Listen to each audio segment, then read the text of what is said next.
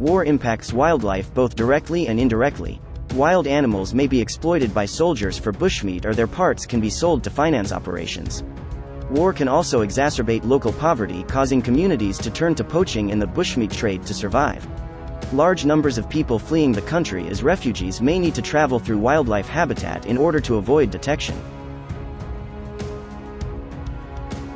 Animals are often incidentally killed by guns, landmines, or chemicals used in conflicts. Civil unrest also makes it difficult for conservationists to protect animals on the ground. War can have a devastating impact on wildlife populations across the globe. In a 50-year period, more than 80% of wars overlapped with biodiversity hotspots. Sadly, our planet has not been becoming more peaceful. In actuality, the frequency of wars has risen significantly in the last 50 years. The threat to wildlife may become more severe as wars become increasingly militarized and climate change continues to deplete our natural resources. Complicating this issue further, war does not always have deleterious effects on wildlife. In stark contrast to the intense conflicts wreaking havoc on countries, some wildlife populations prosper during wartime. During Zimbabwe's civil war, elephant populations surged to the highest rate in 40 years as the war kept poachers away from elephant habitats within the conflict zone.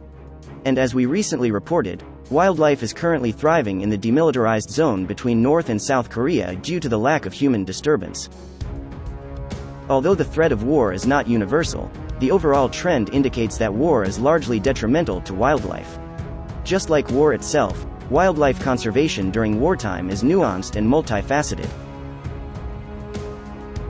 In Africa, the frequency of conflict was found to be the single most important predictor of wildlife population trends for large mammals, with populations declining significantly during wartime. The effects of war are not isolated to Africa. An estimated 10 million landmines have been scattered throughout Afghanistan, threatening the elusive snow leopard. Soldiers also hunt goats and sheep for food in the mountain, reducing the snow leopard's access to prey. During the Vietnam War, the U.S. routinely bombed Asian elephants as they were believed to be used to transport supplies for the opposition. Perhaps the most vulnerable wild animals in war zones are those who have no way to escape.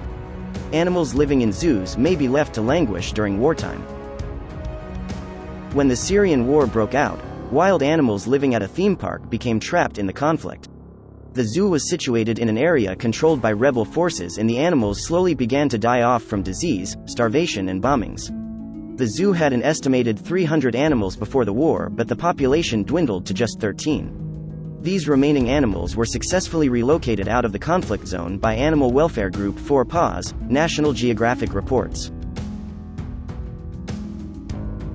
During the Iraq War, the situation became so dire that locals began to kill the zoo animals for food. Whether in captivity or in the wild, war has the power to devastatingly impact the welfare and conservation of wildlife. Often the most profound effect of war is the social and economic instability that can impact a country years after the conflict has ceased. Citizens may remain impoverished and continue to rely on wildlife for food and income. Governments likely see wildlife conservation as low priority as they work to rebuild the country.